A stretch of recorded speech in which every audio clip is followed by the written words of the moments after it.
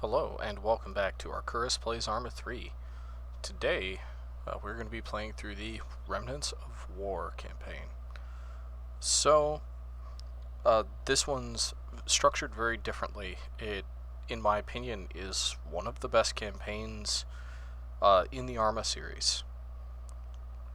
It's a bit more contemplative. It's very much less action-based. So we're going to get into it. It's a little bit more serious in the subject matter. As I have mentioned many times, Bohemia Interactive, even though they're a company where their parent company,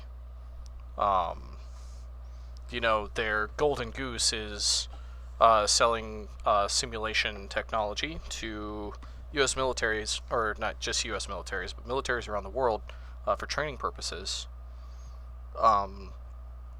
In the Arma series, it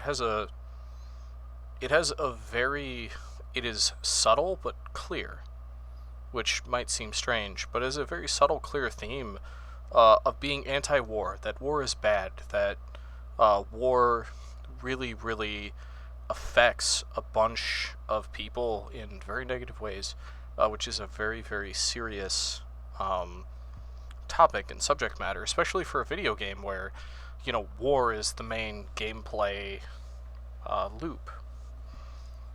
So, I am going to be structuring this a little bit differently in that there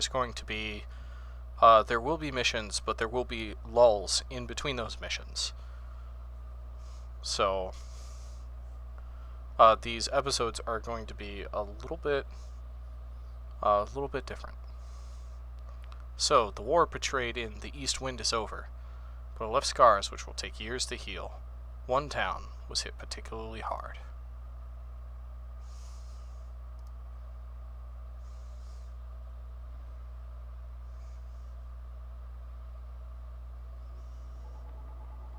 No, it's military.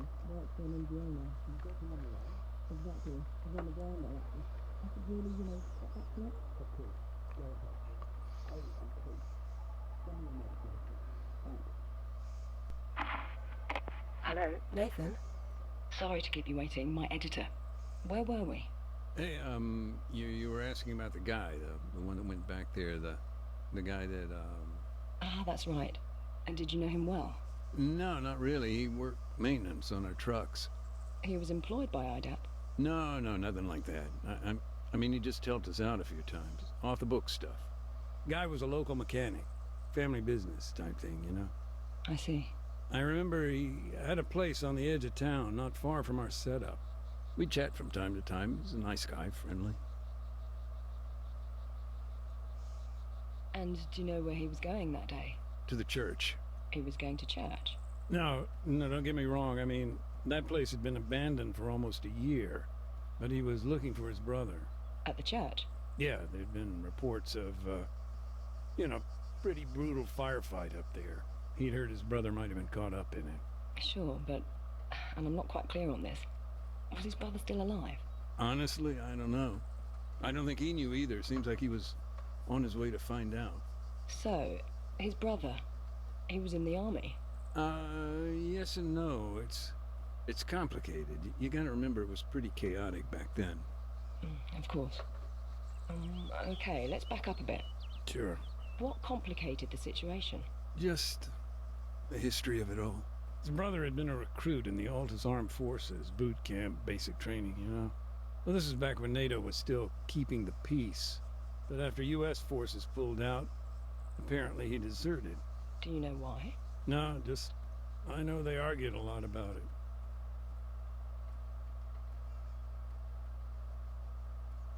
I've had control of the character for quite a bit here, walking him up to the church. I'm just leaving it in third person because that's what the game put us in.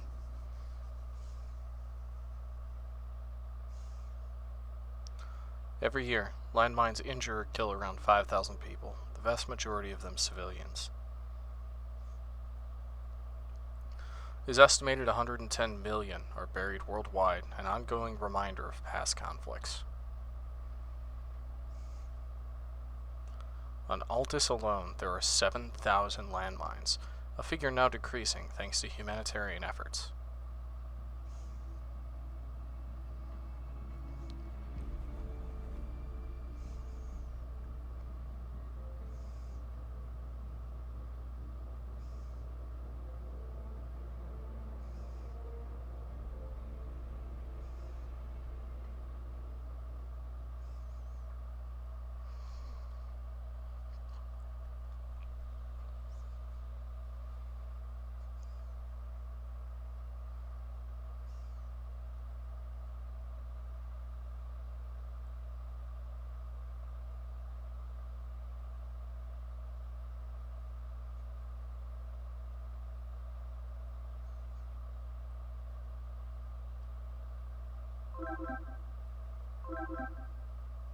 Oh, this reminds me of Skype so much.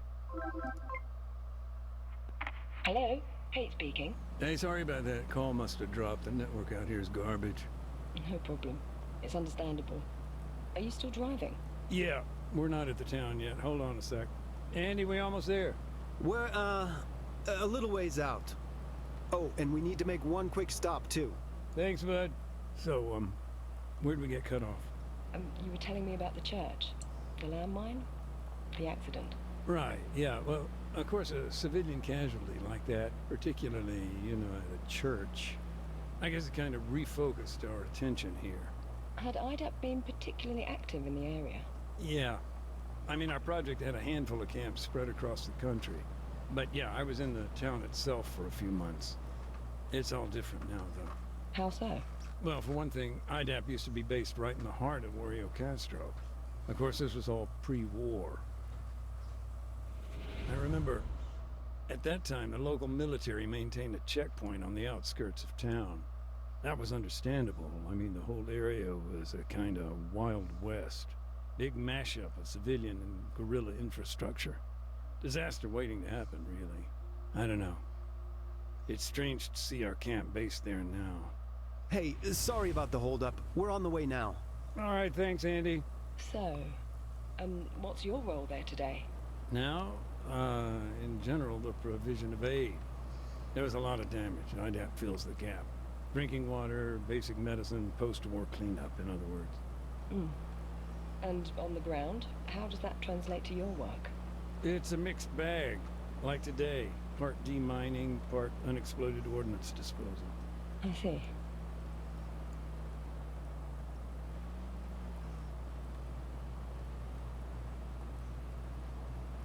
Heads up, Mac. Almost there. Got it. I'm sorry about that. We're arriving now. Give me a sec.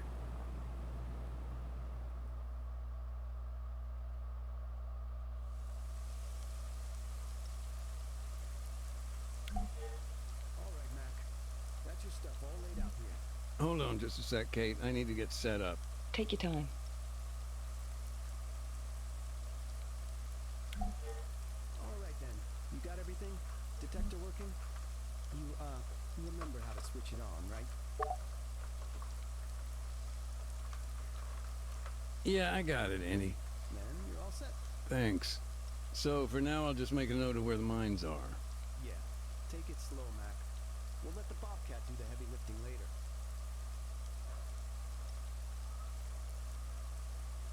Alright. Let's go ahead and get moving.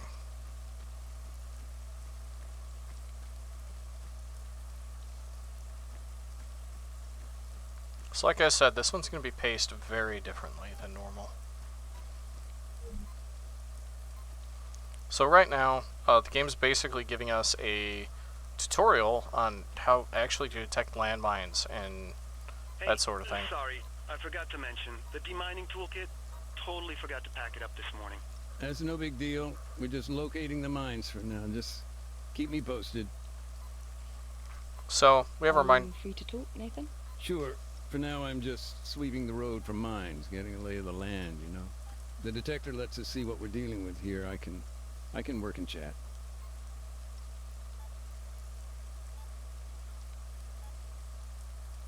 Alright, hopefully they don't continue talking, but we have our mine detector over on the left side of the screen. Identified mines are little circles inside that little screen. They're also marked with the triangles on our HUD. Ones we haven't identified are those amorphous blobs, and the closer you get to them, the more it beeps. A lot of the times you can see mines Question. What on happens the when you top do of the find road. a landmine? Ordinarily, we disarm it, but today, small oversight, we haven't got all our gear right now. Oh, it's on the way, I hope. Yeah, it's all good.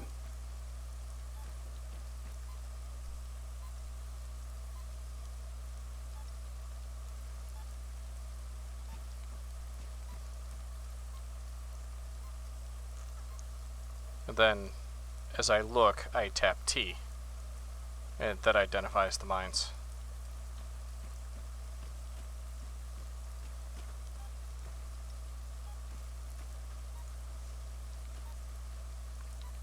Part of the So, since the war's now over, has your own role changed at all? Yeah, I guess so. Now I'm almost entirely focused on EOD and UXO.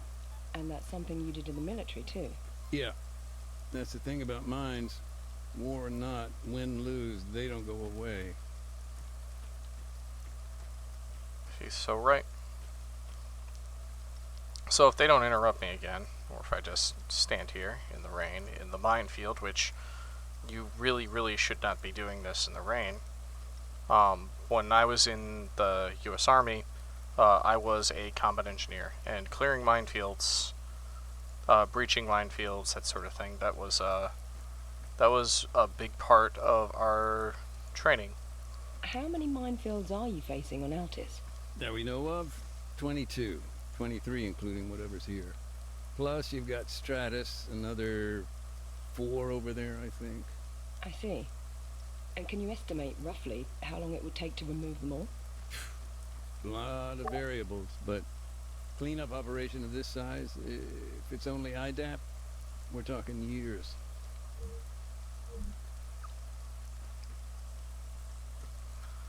So I kind of have a personal and professional, or former professional, insight into, how this kind of stuff is really done. And to kind of see it gamified this way, and to be taken as seriously as it should be taken, is something I actually You ever like. get nervous? Yeah, but not when I'm working. It hits you after. Or before. He's not wrong. Part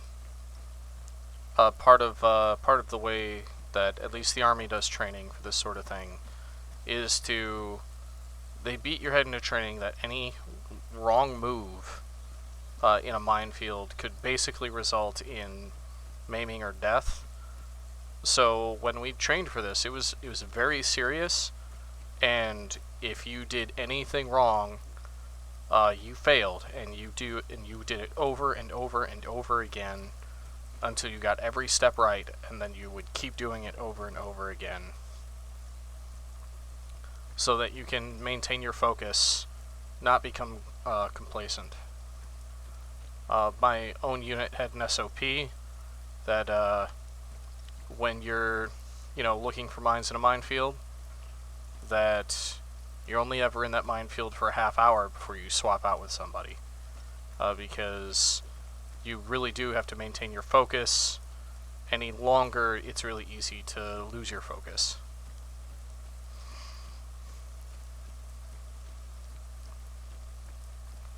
And then, like, the whole, one misstep could have killed me kind of,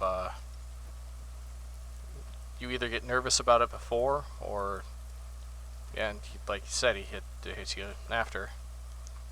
I never had to clear a live minefield, thank God, because that was probably the part of my job I was least comfortable with, personally.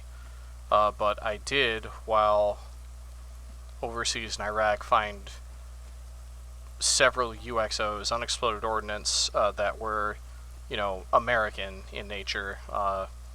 Unexploded 40mm grenades, 60mm mortars.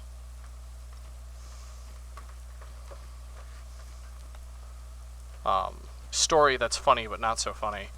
I found a 60mm mortar through complete complacency, because we stopped while out on a route recon or patrol, and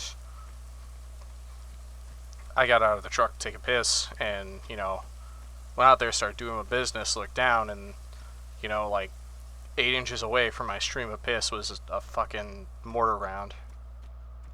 If I wasn't pissing myself already, I would have been after I found that, and then we you know, got away from it, called it in, and it was taken care of by someone else later. Andy, I'm at the barricade. Cool. And the road? Yeah, it's what we thought. Dozen or so APs, nothing the old Bobcat can't handle.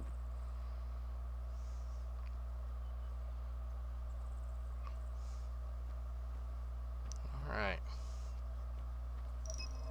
How well do you remember the town? You mean before it was destroyed? Vividly. Okay, so someplace in Ori Castro can help you remember details from the 15 months ago. They're identified by a shimmering effect, and you can trigger them by holding space. Once in the memory, you can return back to the present by walking away or pressing space. New memories appear every time you finish a scenario. So, they're not shown up yet, but they will be soon. In our new objective What do you hope to achieve is to in find the all town? the mines. What's your end goal? You know, poke around, get rid of all the bad stuff, ERW, explosive remnants of war. In Oreo Castro, that'll be landmines and some leftover ordnance. Let's go ahead and go into this one here. Hey, quick tidbit for you. Oreo Castro means beautiful castle in the local lingo. Oh, I didn't know that. Do you speak the language? Not so much, only with the older generation. Not a problem now, though. Oh? Well, Oreo Castro's pretty much a ghost town. Nothing here but remnants of war and a couple of goats. And they aren't exactly great conversationalists.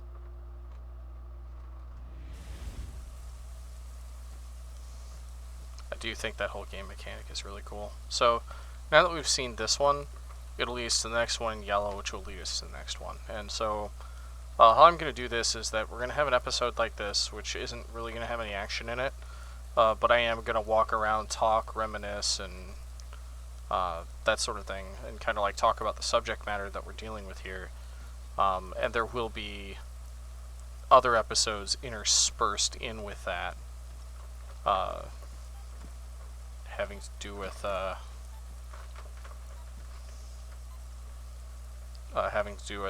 you know, combat, that sort of thing. You'll see how the game handles all that stuff.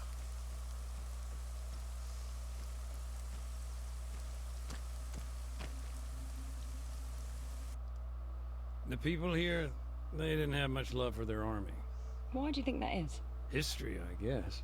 This place never supported the military takeover, the Kavala coup and all that.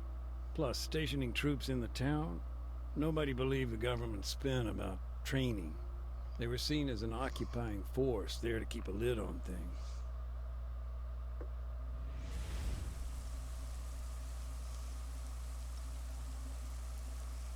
So we'll walk around. We'll hit all these memories until we get to the first mission.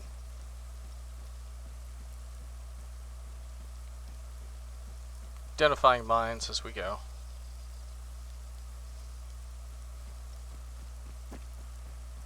This one's specifically yellow, so I'm going to check around it a little bit more thoroughly.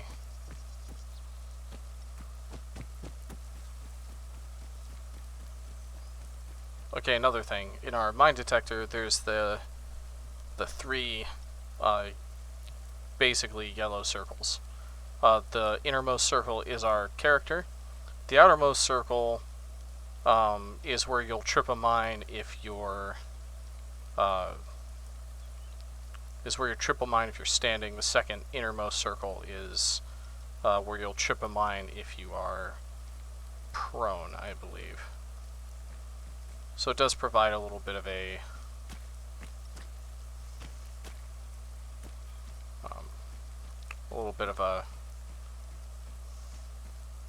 grace period, we should say.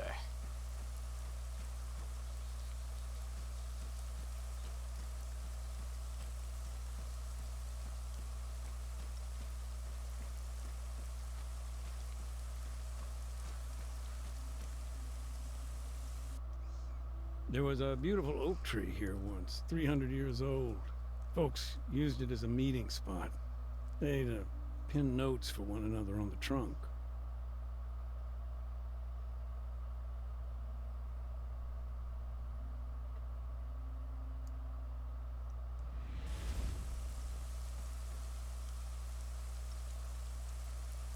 Next one's kind of across town, so we'll make our way over there.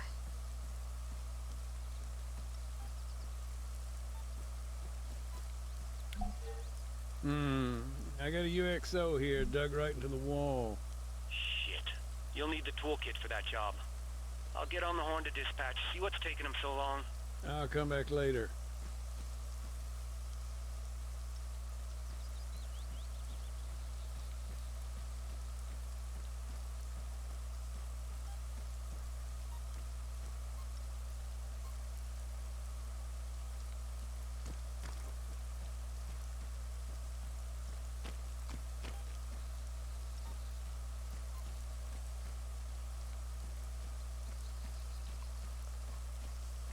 Just go around detecting mines.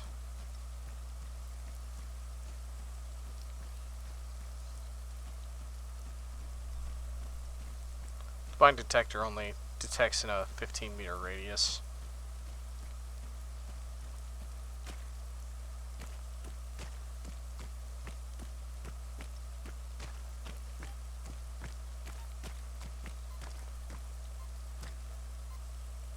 Where is it? There it is.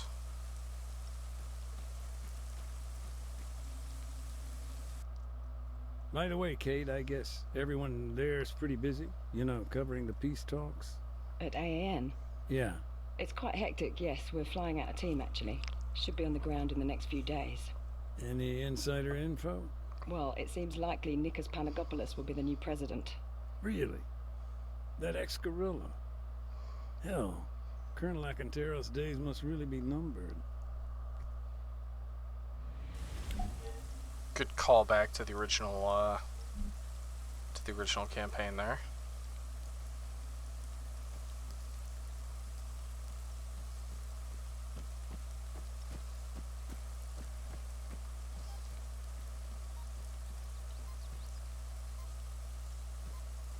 I know where this one is. This one's tricky to find. What a mess.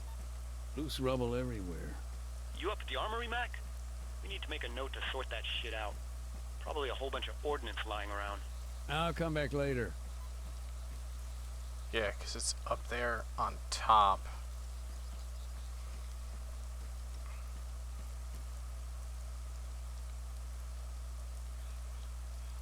Ooh, we've got a new little objective thing.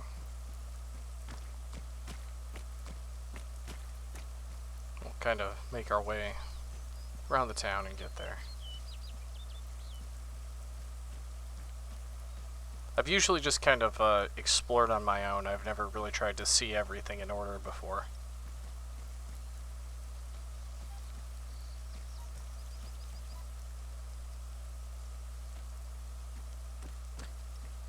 Huh. Where a camp used to be. Anything left? Not much. Few memories, maybe. That's gonna be our first mission there, but we're gonna continue on checking things out.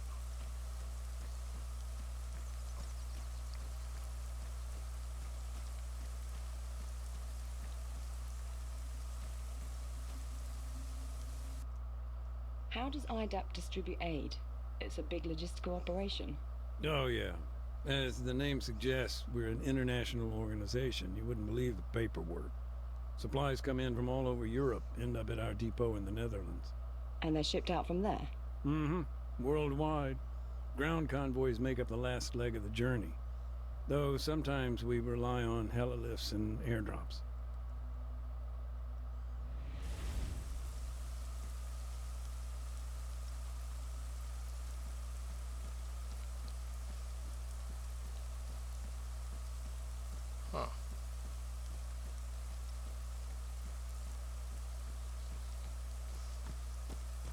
even though it's pointing us down this way. We'll go ahead and hit that one after the next episode.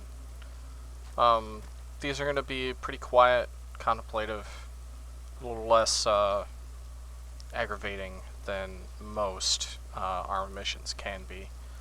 Anyways, I hope you enjoyed the little stroll, and I will see you guys next time. This is Arcturus, signing off.